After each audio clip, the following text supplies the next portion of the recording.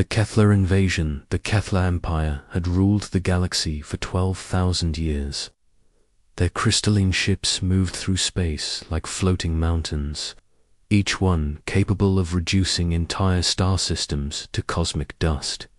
They were ancient, proud, and utterly convinced of their superiority over all other life forms. To them, most species were either useful servants or obstacles to be removed.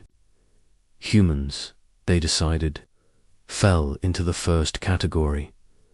Commander Sarah Chen stood on the observation deck of the International Space Station, watching the stars through the reinforced viewport.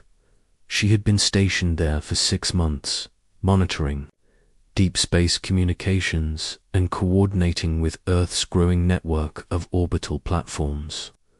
At 35, she was one of the youngest commanders in the Joint Space Program, but her sharp mind and steady nerves had earned her the respect of crews from 12 different nations. The first sign of trouble came as a whisper through the communication arrays. Strange signals from the outer rim of the solar system, patterns that didn't match any known astronomical phenomena. Sarah's team had been tracking them for 3 days, trying to decode what appeared to be structured transmissions. The signals were getting stronger, which meant whatever was sending them was getting closer, down on Earth. Dr. Marcus Webb hunched over his quantum computer in the deep bunkers beneath Colorado. The 50-year-old physicist had spent the last decade working on theoretical applications of quantum mechanics, funded by a coalition of governments that asked very few questions about his research. His work was classified at levels that most people didn't even know existed. Webb had always suspected that someday humanity would need more than conventional weapons to defend itself. He just hadn't expected that day to come so soon. The invasion began without warning and without mercy. Kethler vessels dropped out of hyperspace directly above Earth's major cities. Their ships were massive, each one stretching 4 kilometers. Their surfaces covered in what looked like living crystal that pulsed with inner light. The aliens didn't bother with communications or demands. They simply began their attack. New York disappeared first.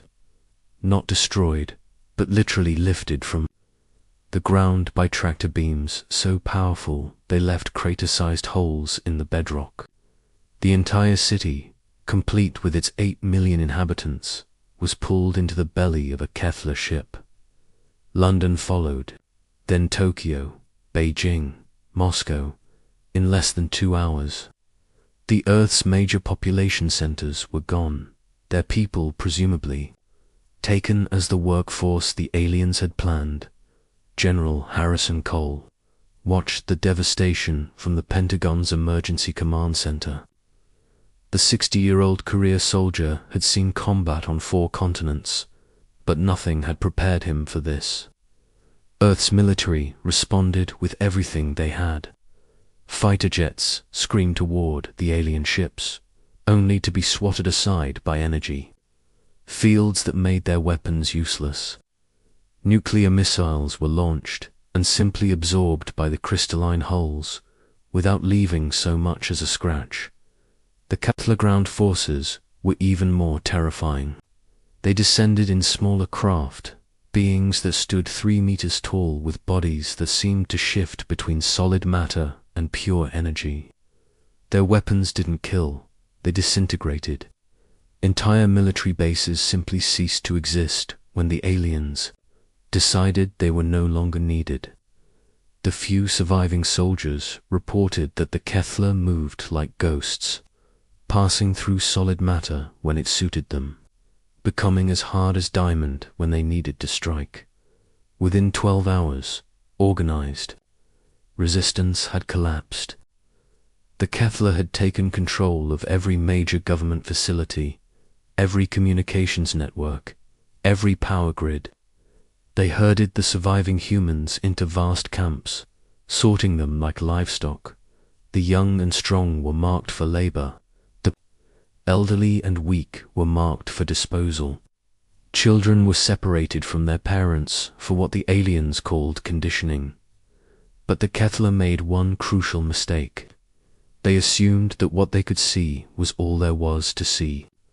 They had observed human civilization for months before the invasion, cataloging military bases, government installations, and population centers. They had mapped every satellite, every radar station, every known defensive position. What they hadn't detected were the facilities that had been built specifically to remain hidden. Project Nightfall had been in development for 20 years.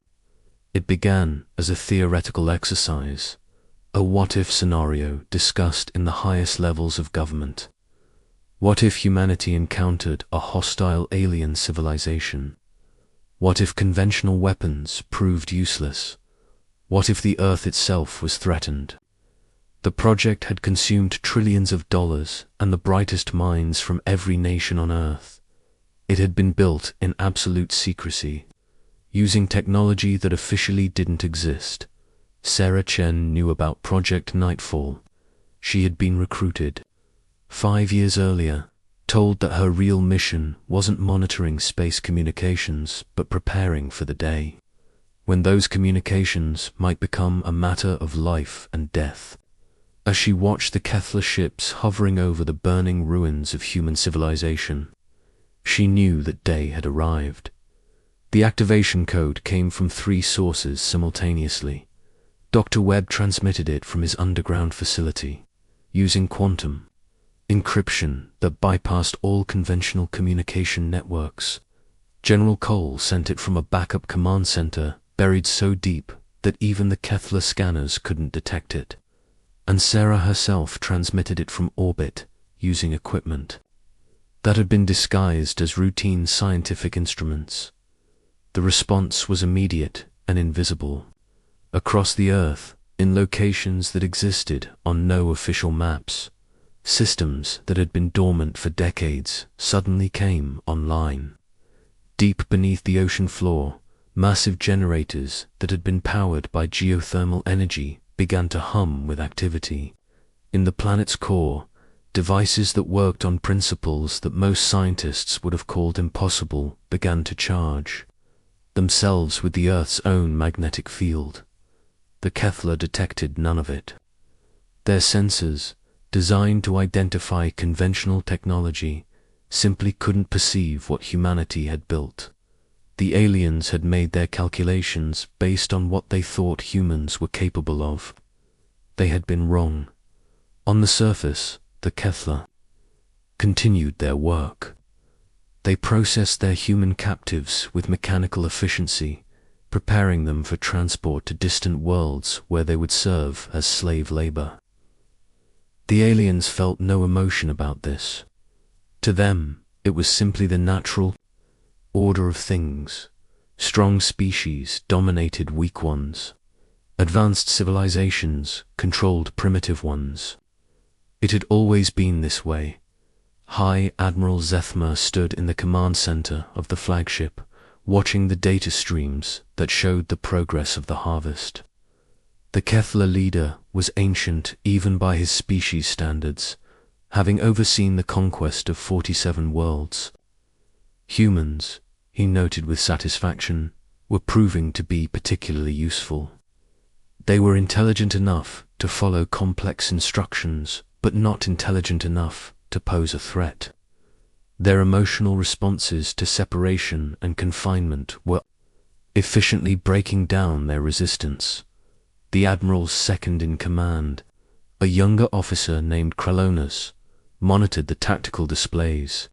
The human military had been neutralized completely. No ships remained in orbit except their own. No missiles were being launched. No energy signatures indicated the presence of any significant defensive installations. The planet was secured, but Dr. Webb, working frantically in his underground laboratory, was making final adjustments to systems that the Kethler couldn't even imagine. The quantum displacement array was nearly ready. The targeting computers had locked onto coordinates that existed in another dimension entirely. The power levels were approaching the threshold needed for what Webb privately called the ultimate solution. Sarah Chen, still aboard the space station, watched as subtle changes began to appear in the alien fleet. The Kefler ships were repositioning themselves, preparing for the next phase of their operation. Soon they would begin the systematic strip mining of Earth's resources, taking everything of value before moving on to their next target. It was a process they had perfected over millennia, but humanity had been perfecting something else. For 20 years, the greatest minds on Earth had been working on a single question. How do you fight an enemy that is technologically superior in every conventional sense? The answer, they had discovered, was to abandon conventional thinking. Entirely, the Kefler had made their second mistake. They had allowed themselves to become comfortable, confident in their overwhelming superiority. They had not bothered to maintain maximum alertness after their initial victory. Their sensors were operating at standard efficiency, their shields were at normal strength, and their weapons were powered down to conservation levels. As the countdown reached its final seconds, Sarah Chen activated the final component of Project Nightfall.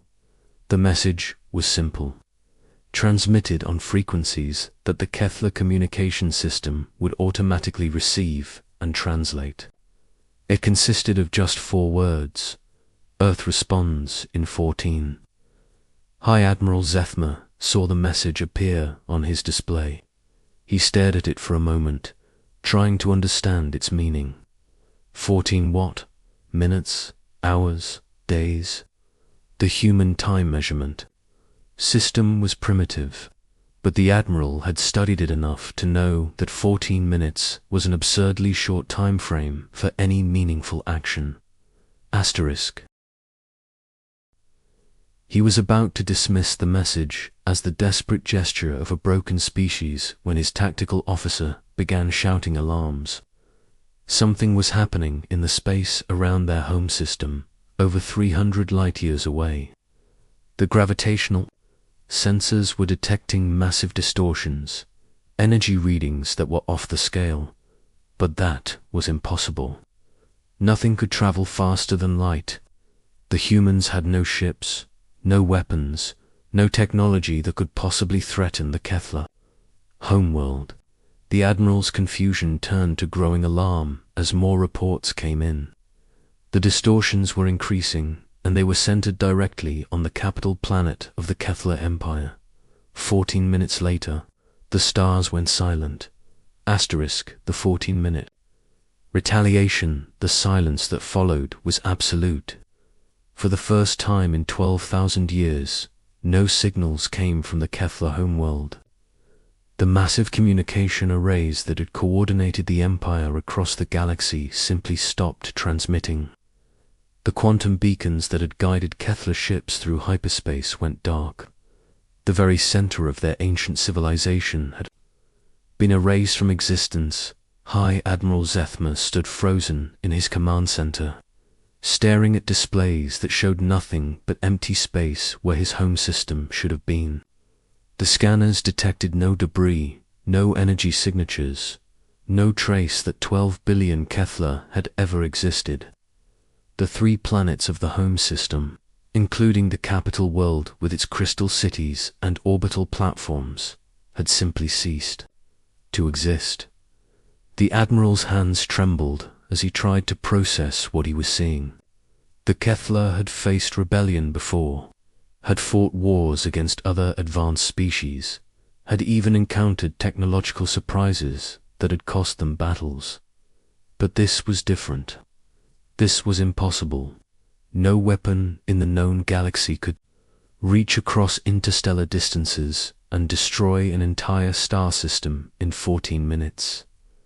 Dr. Marcus Webb emerged from his underground laboratory, his face pale with exhaustion and something that might have been horror. The Void Hammer had worked. Exactly as predicted. The quantum displacement array had folded space-time itself, creating a bubble of non-existence that had consumed the Kethler home system. The energy required had been enormous, drawn from the Earth's own rotation and magnetic field, but the results had been precisely what the calculations had promised. The technology was based on principles that most physicists considered theoretical at best. By manipulating quantum foam at the subatomic level, it was possible to create zones where the fundamental forces of physics simply stopped working. Matter didn't explode or collapse, it simply ceased to be. The effect could be projected across any distance instantaneously, bypassing all known forms of defense. Webb had spent 10 years developing the theory and another 10 building the practical application. The device itself was distributed across 7 continents, buried so deep that even direct nuclear strikes couldn't reach it. Each component was useless by itself, but when all 7 were synchronized, they created a weapon that could erase entire solar systems from existence. The human scientist had hoped they would never need to use it, but as he watched the Kethler ships hovering over the ruins of human civilization, he felt no regret. The aliens had made their choice when they began their invasion. Earth had simply responded in kind. Commander Sarah Chen received the confirmation from the orbital sensors. The Kethler fleet was in chaos.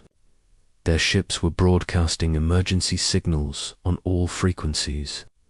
Desperate communications between vessels that had suddenly found themselves cut off from their command structure.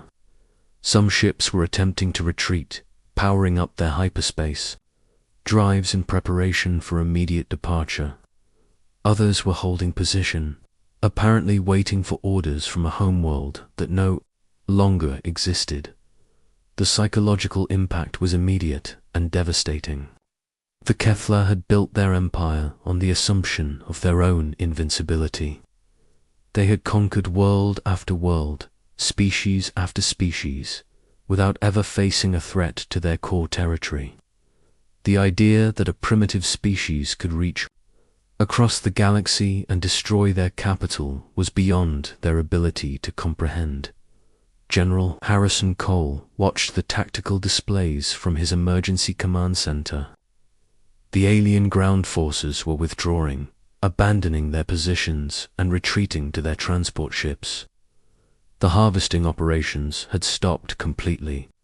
The Kethler troops that had been efficiently processing human prisoners were now standing motionless, apparently receiving new orders, or perhaps no orders at all. But the most striking change was in the aliens' behavior. The Kethler had moved with absolute confidence during their invasion, treating human resistance as a minor inconvenience. Now they moved with fear. Their formations were tighter, their weapons remained powered at maximum levels, and their communications were filled with urgent consultations and desperate planning. The message came from the Kethler flagship 18 minutes after the homeworld's destruction. It was transmitted on all human frequencies, translated into every major Earth language, and repeated continuously for 6 hours. High Admiral Zethma, speaking for what remained of the Kethler Empire, formally requested negotiations. The terms were simple and non-negotiable. All human prisoners would be released immediately. All Kethler forces would withdraw from Earth within 24 hours.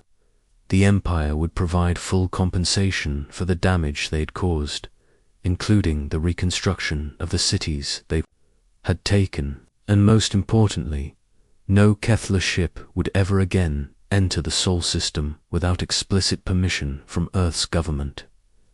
But the Kethler Admiral had one question that burned in his mind more than any other. He needed to know how humanity had done it. How had a species that seemed to possess only primitive chemical rockets and nuclear weapons managed to project destructive force across interstellar distances? How had they built a weapon that could erase entire star systems without leaving a trace?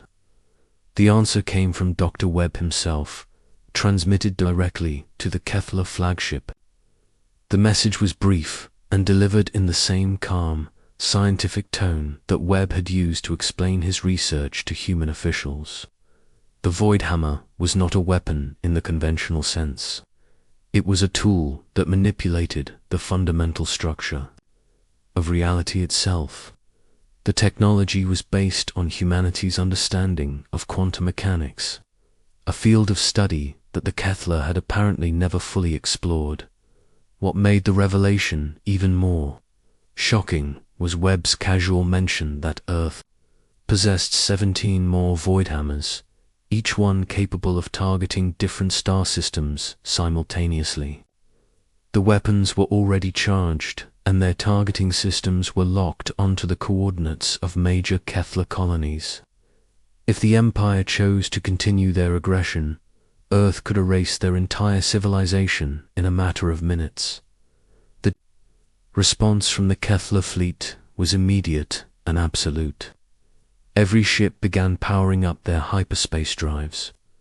The withdrawal wasn't tactical or strategic, it was a full retreat driven by terror. The aliens who had ruled the galaxy for 12 millennia were fleeing from a species they had dismissed as primitive savages just hours before, as the first Kepler ships disappeared into hyperspace, carrying their tale of Earth's impossible weapon. The news spread across the galaxy at the speed of light. Other civilizations that had been watching the invasion with interest suddenly found themselves reassessing their own plans. The Zilani Confederacy, which had been preparing their own expansion into human territory, immediately recalled their scout fleets. The Morphic Collective, which had been analyzing human weaknesses for potential exploitation, erased all their data and pretended they had never heard of Earth. But the most significant change was in how these civilizations viewed humanity itself. The species that had seemed weak and isolated was revealed to be something far more dangerous. Humans didn't just possess advanced technology, they possessed the will to use it without hesitation. They had responded to invasion not with surrender or negotiation, but with the complete annihilation of their enemy's homeworld. Sarah Chen stood at the viewport of the space station, watching the last of the Kepler ships disappear into the depths of space. The stars looked different now.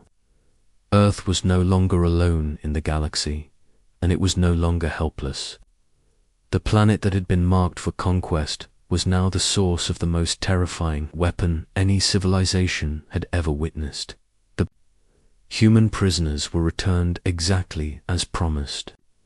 The cities that had been taken were rebuilt using Kepler technology, emerging from the construction process more advanced than they had been before the invasion. The aliens provided detailed star charts, technological specifications, and cultural databases, desperately hoping to demonstrate their value as allies rather than enemies. Asterisk. But the most important change was in humanity itself. The species that had lived in isolation for thousands of years had announced its presence to the galaxy in the most dramatic way possible. Earth was no longer a target for conquest. It was a power to be feared, respected, and very carefully avoided. Dr. Webb returned to his laboratory, where he began work on even more advanced projects. The Void Hammer had been just the beginning. Humanity had learned that the galaxy was full of threats, and they intended to be ready for all of them. The species that had once looked up at the stars with wonder now looked at them with the confidence of predators who had proven they could strike anywhere, anytime. The Kepler Empire collapsed within a year. Without their homeworld and its central government, the various colonies and territories began fighting among themselves. Some tried to rebuild their civilization, others simply scattered into the depths of space, becoming nomads rather than rulers. The once mighty empire that had dominated the galaxy for 12,000 years had been reduced to refugees and scattered remnants. Other civilizations took note of Earth's response and drew their own conclusions. The humans had not simply defended themselves, they had demonstrated that they could project power across any distance to any target, without warning or mercy. The lesson was clear. Humanity was not a species to be trifled with. As the years passed, Earth became known throughout the galaxy not as a primitive backwater, but as the place where empires went to die. The planet that had once been invisible to galactic civilization was now the most feared address in the known universe. And in the deep bunkers beneath Colorado, Dr. Webb continued his work, developing new technologies that would ensure humanity's enemies would always have reason to fear the silent response of Earth. Asterisk.